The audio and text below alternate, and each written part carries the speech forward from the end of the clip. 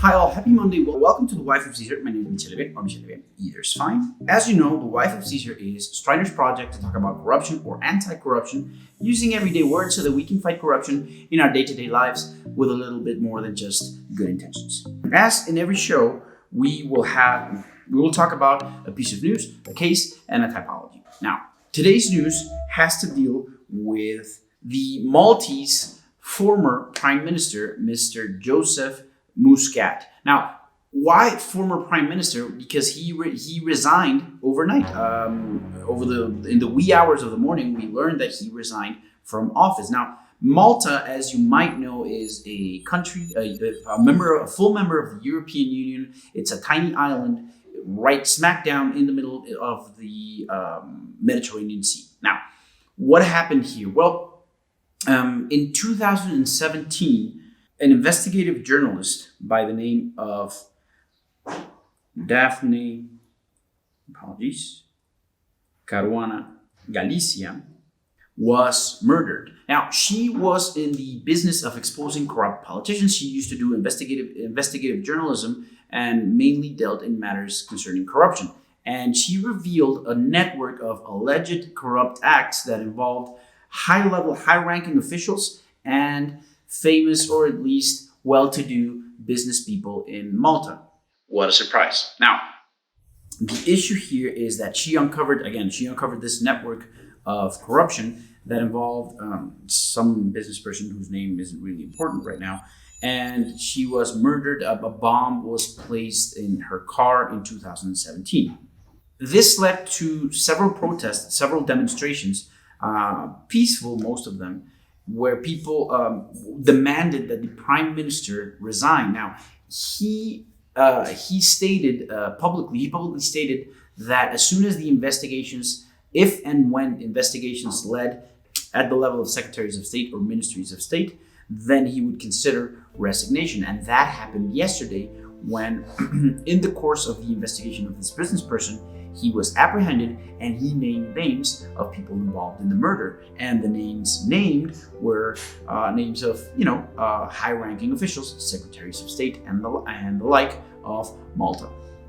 Obviously, people took to the streets and demanded that Mr. Muscat resign. And he did exactly that. And he also resigned to the leadership of his party. So essentially quitting public political life, which is very suspicious for a politician to do. Now, this doesn't mean that he wasn't himself involved in the acts of corruption. An investigation will tell us what happened there, but it does point to some involvement in possibly the covering up or the impunity of the murder of Ms. Caruana Galicia, which is a terrible, terrible crime. Now, the courts are, this is very new, so this just happened. So the next steps would be for the offices of an interim Prime Minister has to be appointed, and the offices of the Attorney General or the equivalent thereof need to launch an investigation into these allegations. And very likely, if they do things well, they have to order Mr. Muscat to stay in Malta and to check in with them periodically. As these investigations evolve, we will let you know what happens. But as of today, a head of government of the European Union resigned amid investigations of corruption. Okay, moving on to the case. As you know, Transparency International turned 25 this year, and they released a list of the 25 most iconic cases of corruption, the 25 biggest corruption scandals. And we're doing our own little rundown of that list. Now, today is the turn of Guatemala and the International Commission Against Impunity for Guatemala. Now, or as we know it in Spanish, CICIG. Okay, now this commission, this was an interesting situation and a very interesting, noteworthy experiment for the world, really. Now, Guatemala has a very troubled history with corrupt leaders, heads of state. So much so that a few years ago, the government turned to the international community and requested help, requested assistance. So essentially, the government turned to its peers and said, help me, I can't do this anymore, right? And what they did is the international community, they pulled together and they said, okay, that's fine. We will help you. We will send our best and brightest in the fight against corruption, but you need to do to change some of the rules inside of the government. And Guatemala said, yeah, that's fine. I'll change my laws to allow a foreign person to become an authority in Guatemala and have prosecutorial powers to investigate and prosecute crimes concerning impunity and corruption, which was unheard of at the time. So essentially, a government opens the ranks of its government, of its authorities, to foreigners and international organizations, and they, in turn, become that country's local authorities. Again, a very cool experiment. It yielded some very interesting results. Some of the results that the CICIG yielded was the investigation and conviction of former President Otto Perez Molina and his vice president. Her name escapes me right now, but she was investigated and convicted and put in prison.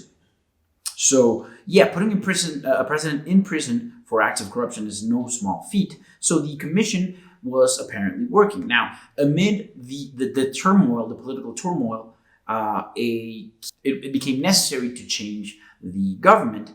And the current president of Guatemala, a man who goes by the name of Jimmy Morales, who was back then a stand-up comedian, I can't make this stuff up, he campaigned on the base of fighting corruption and offering up a change and something new to the Guatemalan people. But as soon as he took office, he became involved in alleged acts of corruption. Now, this wasn't as severe as you might think. This wasn't the biggest issue. The biggest issue was that he took it upon himself to disband the International Commission. This fantastic commission that was yielding positive results, he said, no more. And what he did was he instructed the authorities in charge of customs and borders not to allow the members of the commission to enter the country, which is, again, within his powers, but violates the agreement entered upon between Guatemala and the international community, the UN. To this, the authorities reached out to the Guatemalan judiciary, the judges, the constitutional judges, claiming, well, this violates human rights, all sorts of human rights, which it does. And the courts issued a ruling saying, telling the president, ordering the president, you need to allow these people in because they have a mandate and you don't have the power to keep them out. This violates human rights. And the president said, well, you're ruling on international matters, which is beyond your mandate, so I'm going to impeach you. In turn, he tried to impeach the members of the judiciary, the members of the Constitutional Court, who, by the way, were not impeached. They are still in office, but the processes are still going. The effect, though, was that this bought him time to run out the clock. This agreement between the government of Guatemala and the international community expired this year, and this move or this trick bought Mr. Morales time to run out the clock and refrain from renewing this agreement, effectively rendering the commission helpless. He is still in office and not being prosecuted. Let's move on to the typology.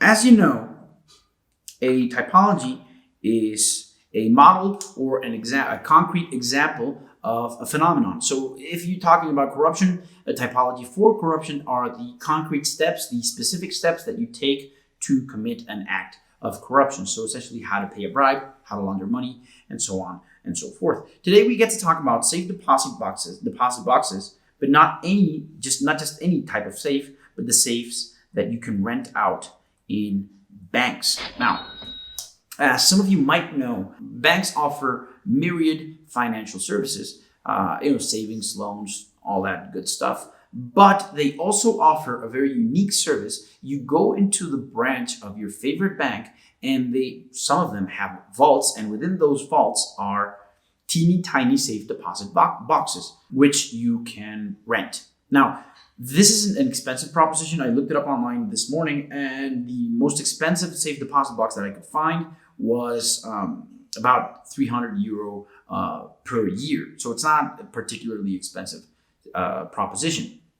And the way these safe deposit boxes, by regulation, by international standards and regulation, only existing clients of the bank are allowed to rent out safe deposit boxes. And they do this process known as KYC, or Know Your Customer, wherein the bank asks you several questions and they require a lot of documents, and they essentially do whatever they need to do to make sure that you are who you say you are, and that you are not involved in any sketchy activity. So they just get to know you better so that they know if they can trust you. Now, when you rent out a safety deposit box, they do what is known as enhanced KYC, which is just, a fancy way of saying more questions and more inquiries.